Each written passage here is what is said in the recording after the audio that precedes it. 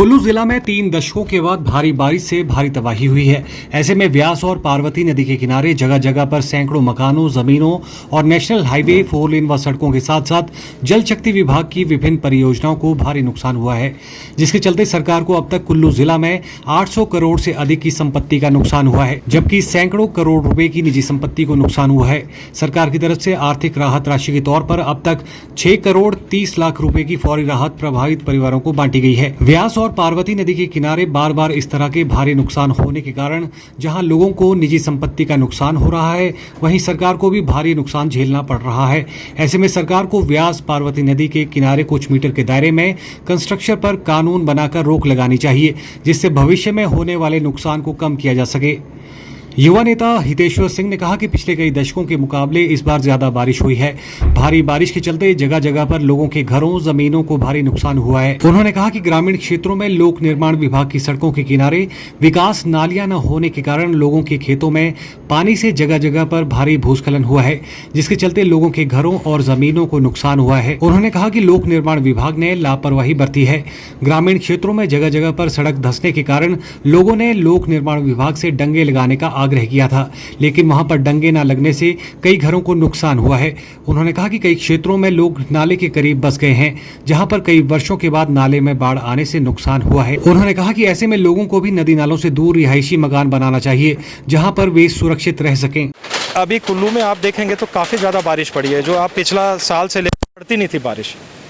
और उसका भी ये कारण है कि खेत जो है वो काफ़ी पानी से काफ़ी तर हो चुके थे, तो अब जो भी बारिश आ रही है उसमें वो सीधा ही स्लाइड हो रहा है। और कई जगह मैंने आपको जैसे बताया ऊपर PWD की सड़क जा रही है, अब उसमें ड्रेन ही नहीं है। आप जरा जाके इधर बनाला साइड में देखें, जो लोग हैं कि आप यहाँ डंगा दीजिए।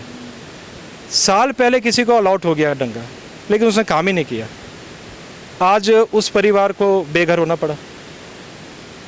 और इसके अलावा और भी कई कारण है कि कई जगह जो सोचा भी नहीं था, जहाँ पर पानी भर जाएगा या थोड़ा सा भी डिप्रेस्ड एरिया था या ड्राई नाला था, उन सब में पानी आ गया बहुत ज़्यादा। तो थोड़ा हमें भी देखना कि हम नाले के कितने नज़दीक जा रहे हैं, ये हमें भी देखना है। और आपको याद होगा जब 90s में फ्लड आया था, उस वक्त गवर्नमेंट ने बड़ा सर्वे भी किया था कि नदी के आसपास कितने घर हैं, क्या है। पर उसके बाद वो उसको कितना सिरे चढ़ा पाए, कितनी कंस्ट्रक्शन को वो रोक पाए, वो देखने वाली बात है। आपको क्या लगता है? सही बात है आपकी। देखिए बात ऐसी है इसमें कि जब हम रिवर बेड की बात करते हैं तो रिवर बेड का हाईएस्ट फ्लड लेवल होता है, वो पता होता है, वो विभाग के पास है डाटा।